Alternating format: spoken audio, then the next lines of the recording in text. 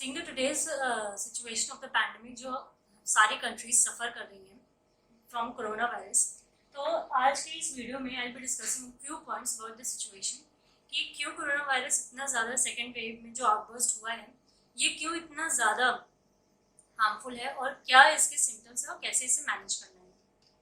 तो corona virus जो है जब इसका आउटब्रेक हुआ in the form of second wave, इसमें म्यूटेशन हो गए थे एंड जो डबल म्यूटेशंस हुए हैं this was at E484Q and L452R।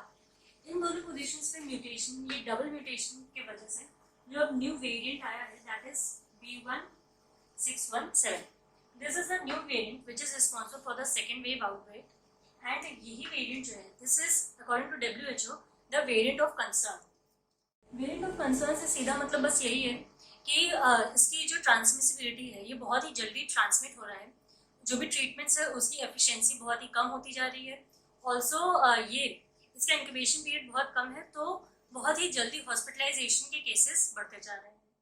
This about the B1617।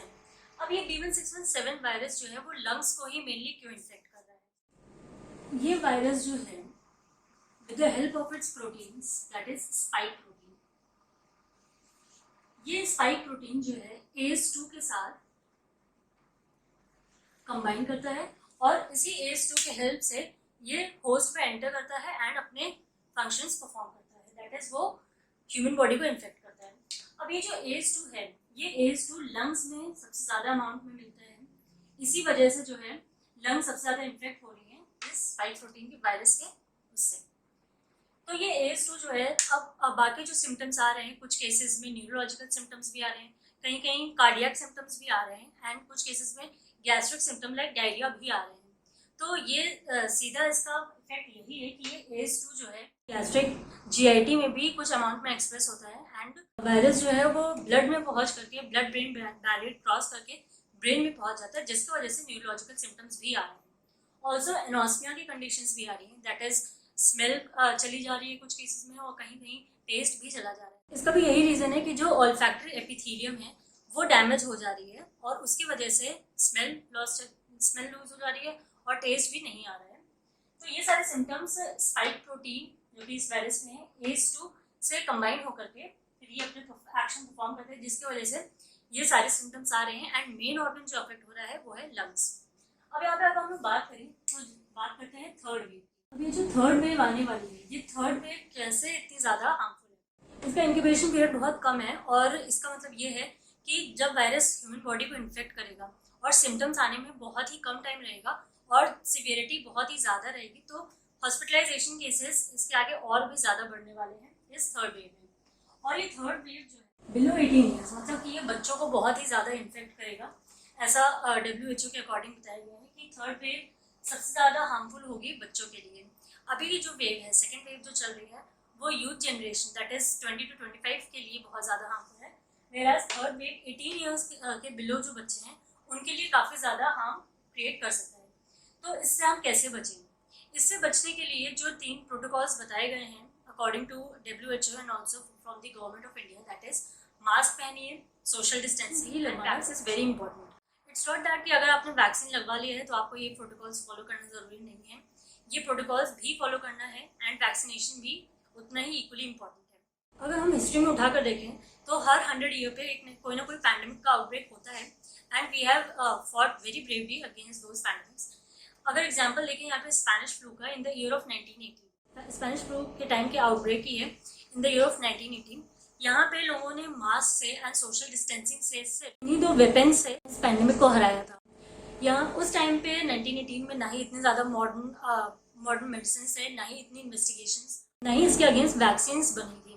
उसके बाद भी they fought the pandemic very well. उस टाइम के रूल्स बहुत ही स्ट्रिक्ट थे, जैसे कि आप फोटो में देख सकते हैं, वेयर अ मास्क और गो टू जेल। हमें भी यही सारी चीज़ें फॉलो करनी है। ऑल्सो अगर आपको कोरोना हो जाता है इन केस, तो जो माइल्ड सिम्टम्स हैं आप उनको होम आइसोलेशन में ही क्योर कर सकते हैं with the help of homeopathic medicine like gelsemium, pulse, phosphorus. इन मेडिसिन के हेल्प से भी आप कोरोना वायरस को फाइट बैक कर सकते हैं। If you have mild symptoms do monitor yourself and एक गुड क्लासिकल होम्योपैथ को कॉल करके अपने सिम्टम्स बताइए एंड वो जो भी मेडिसिन दे, जिन डोजेस में प्रिस्क्राइब करे वही मेडिसिन आप लेंगे।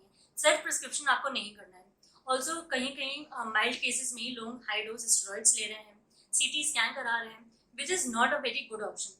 High dose steroids, high dose medications and CT scan, ये हमारे हेल्थ अथॉरिटीज ने बताया कि 1 CT scan is equal to 300 times the exposure of X rays.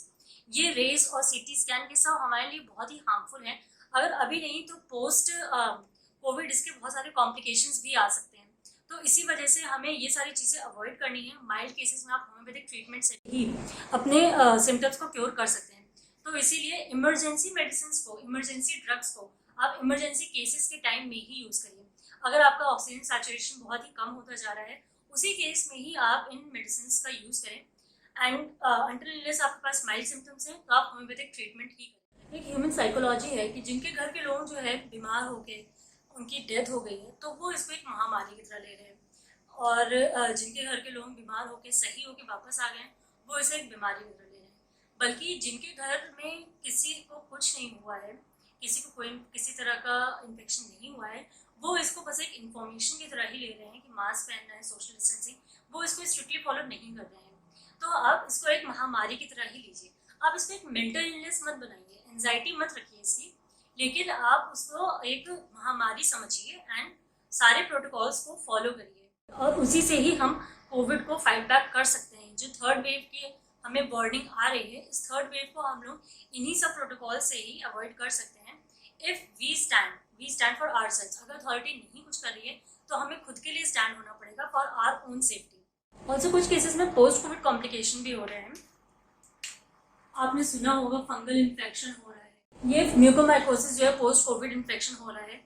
ये सिंपली एक एनवायरमेंटल पैथोजन है, बट क्योंकि कोविड के ट्रीटमेंट की वजह से लोगों की इम्यूनिटी इतनी ज़्यादा वीक हो गई है, तो वो एक नॉर्मल पैथोजन से भी उनकी इम्यूनिटी लड़ नहीं पा रही है, जिस वजह से उनको ये इन्फेक्शन हो जा रहा है। ये फंगल इन्फेक्शन है।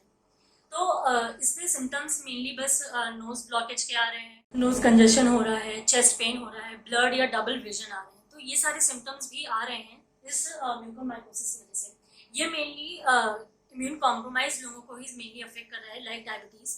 तो उन केसेस में जो है इसका खास ख्याल रखना पड़ेगा। अगर आपके ऐसे कोई भी सिम्टम्स आ रहे हैं कोविड से रिकवर होने के बाद, तो उसको नोटिस करिए। ये बहुत ही रेयर है अगर आप इम्यून कॉम्प्रोमाइज हैं, अगर आपको डायबिटीज़ है, बीपी है, ओबीज है, तो इन सब में रिस्क ज़्यादा है। ये जो म्यूकोमाइकोसिस आ रहा है, तो इसमें भी आप होम्योपैथिक मेडिसिन ले सकते हैं, लाइक आर्सेनिक, वर्कॉल एंड स्केलकॉल। सेल्फ मेडिकेशन नहीं करना है। हमेशा आप एक डॉक्टर को कंसल्ट करिए, क्लासिकल होम्योपैथ को कॉल करके उनको अपने सिम्टम्स बताइए, फिर उसी हिसाब से मेडिकेशन लीजिए। ऑल्सो अगर आप इंटरनली फिट रहेंगे तो आपको कोई भी इन्फेक्शन छू नहीं सकता है। प्रॉपर एक्सरसाइजेस करिए, योगा करिए, जिससे कि आपकी इंटरनल हेल्थ बनी रहे। मेन थिंग्स जो फॉलो करनी है are the protocols and self prescription नहीं करना है। अगर ये भी आपने सुना हो कि उन्होंने कोरोना की जो मेडिसिन ली हैं वही आप ले लें, तो ऐसा नहीं करना है। होम्योपैथी में स्पेशली आपको ऐसा नहीं करना है। हमेशा एक डॉक्टर को कॉल करके उससे अपने सिम्टम्स बता करके जो वो मेडिसिन दे वही लेनी है। बाकी और कोई सिम्टम्स, बाकी और मेडिसिन खुद से नहीं लेनी है। So that is all about the topic today. I hope you all understood, और प्लीज़ इस चीज़ को सीरियसली लीजिए। महामारी को महामारी के हिसाब से लीजिए, इसको मजाक मत बनाइए।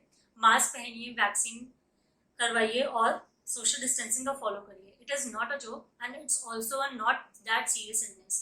इससे we can fight back if we all stand together. That's all. Thank you very much.